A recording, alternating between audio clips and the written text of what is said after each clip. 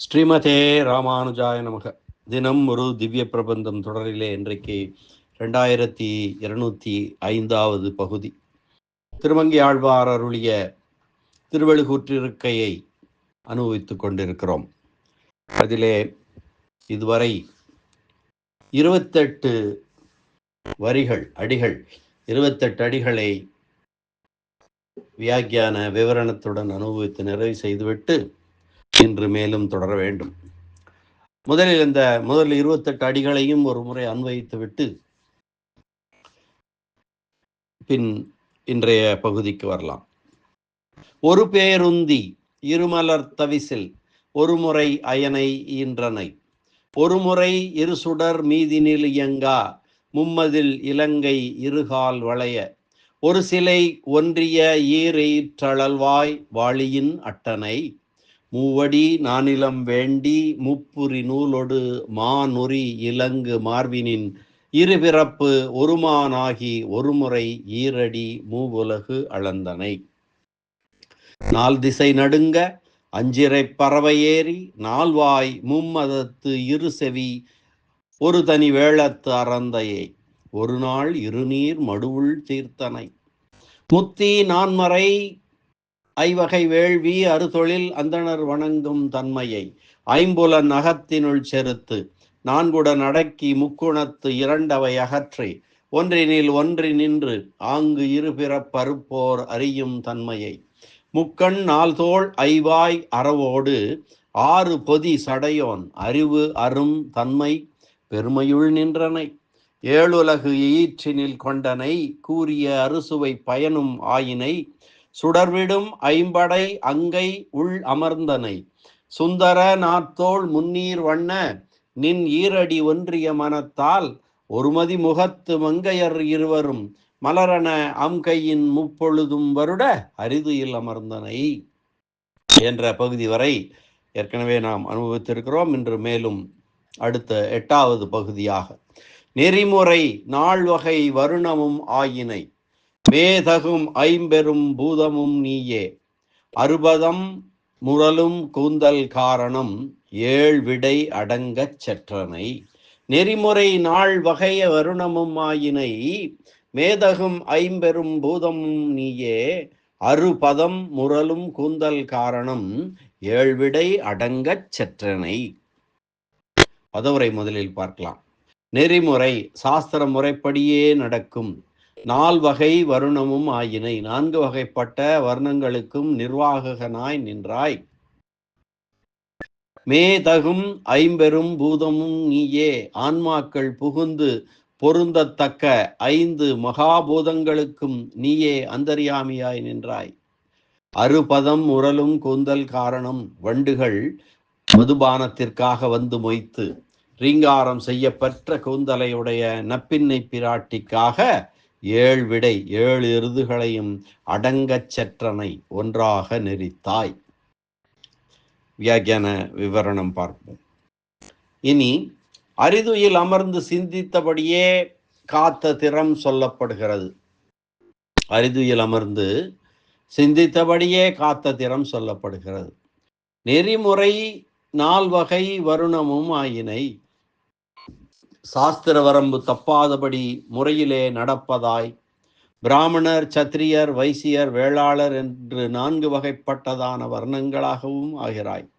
இந்த 4 வருணங்களும் உன் அதீனம் என்றபடி ஆத்மாக்களுக்கு இந்த 4 வர்ணங்களையும் கொடுத்தது நீயேயாகையாலும் அவர்களுடைய வர்ணத்திற்குரிய அனுஷ்டானங்களினால் ஆராதிக்கப்படுபவன் நீயேயாகையாலும் 4 வர்ணமும் நீயே என்று சொல்லலாம் என்பது கருத்து. அகம் ஹி சர்வ யஜ்ஞானாம் போக்தா ச பிரபுரேவச, அகம் ஹி சர்வ யஜ்ஞானாம் போக்தச பிரபுரேவச, பகவத்கீதையிலே 9ஆம் அத்தியாயத்தில் வரக்கூடிய ஸ்லோகத்தின் பகுதி இது. எனக்கு ஆராதனமான எல்லா யாகங்களையும் அனுபவிப்பவன் நானே, அவற்றுக்கு பலனளிக்கும் பிரபுவும் நானே. அகம் வர்ணாசிரம ஆச்சார வதா புருஷேன பரக புமான் விஷ்ணு ஆராத்தியதே பந்தா நான்யக யஸ் தத் தோஷகாரக என்பது விஷ்ணு புராணம் கூறும் செய்தி. அந்தந்த வர்ணாசிரமங்களுக்குரிய ஒழுக்கத்தை உடைய புருஷனாலேயே பரமபுருஷனான விஷ்ணு ஆராதிக்கப்படுகிறான். வேறு எந்த வழியும் அவனுக்கு உகப்பை அளிப்பதல்ல என்றும், சதுர்வர்ணியம் மயா சிருஷ்டம் என்று கீதை கூறக்கூடியது 4 வர்ணங்களும் என்னால் படைக்கப்பட்டன என்றும் இந்த அர்த்தங்கள் சாஸ்திரங்களில் கூறப்பட்டிருக்கின்றன அல்லவா. மேதகும் ஐம்பெரும் பூதமும் நீயே. ஆத்மாக்கள் புகுந்து பொருந்தியிருக்கும் உடலுக்கு உபாதானமான மண், நீர், தீ, காற்று, ஆகாயம் என்னும் 5 மகாபூதங்களும் நீயே. அல்லது நீயிட்ட வழக்கே என்பது கருத்து. மேதகு மேவித்திருக்கை அல்லது புக்கு பொருந்தி இருக்கை என்றது பொருள். அதாவது யாதானும் ஓர் ஆக்கையில் புக்கு அங்கு ஆப்புண்டும். திருவிருத்தத்திலே சொல்கிறபடியே ஆத்மாக்கள் தேவர் முதலான ஒவ்வொரு உடலிலும் புகுந்து தேவோகம் மனுஷ்யோகம், நான் தேவனாயிருக்கிறேன், நான் மனிதனாயிருக்கிறேன் என்று அனுசந்திக்கலாம்படி அதனோடு பொருந்தி அந்தந்தவற்றுக்குரிய கர்மத்தை அனுஷ்டிக்க தகுதி பெற்றிருக்கை. 4 வகை வருணமும் ஆயினை 50 பூதமும் நீயே என்று எனது உடலுக்கும் அதன் தன்மைகளுக்கும் இருப்பு, சத்து, ஸ்திதி, பிரவர்த்திகள் உன்னதீனமாயிருக்கும் போது உன்னை தவிர அடியேனுக்கு வேறு காப்பாளர் உண்டோ என்னும் கருத்தை வலியுறுத்துகிறார்.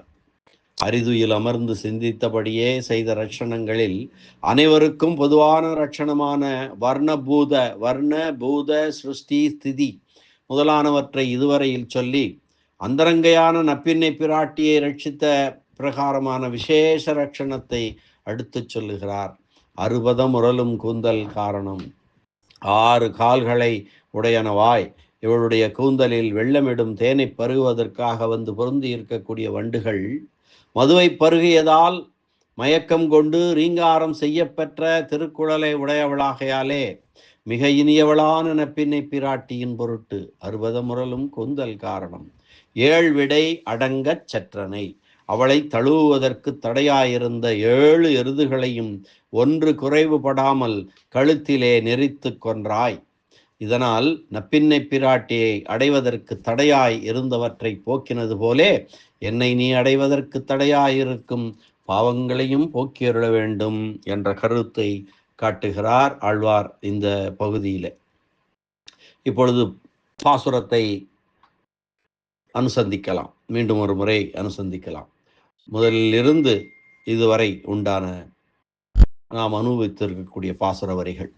ஒரு பேருந்தி இருமலர்த்த விசில், ஒரு முறை அயனை இன்றனை, ஒரு முறை இரு சுடர் மீதினில் இயங்கா, மும்மதில் இலங்கை இருகால் வளைய, ஒரு சிலை ஒன்றிய ஈரெயிற்றளல்வாய் வாளியின் அட்டனை, மூவடி நானிலம் வேண்டி முப்பொறி நூலோடு மானுரி இலங்கு மார்பினின், இருபிறப்பு ஒருமானாகி ஒருமுறை ஈரடி மூவுலகு அளந்தனை, நார்திசை நடுங்க அஞ்சிறை பறவை ஏறி, நால்வாய் மும்மதத்து இருசவி ஒரு தனி வேளத் தரந்தையை, ஒரு நாள் இருநீர் மடுவுனுள் தீர்த்தனை, முத்தி நான்மறை ஐவகை வேள்வி அறுதொழில் அந்தணர் வணங்கும் தன்மையை, ஐம்புலன் அகத்தினுள் செருத்து, 4 அடக்கி முக்குணத்து 2 அகற்றி, ஒன்றினில் ஒன்றினின்று ஆங்கு இருபிறப்பறுப்போர் அறியும் தன்மையை, முக்கண் 4 தோள் ஐவாய் அறவோடு 6 பொதி சடையோன் அறிவு அருந்தன்மை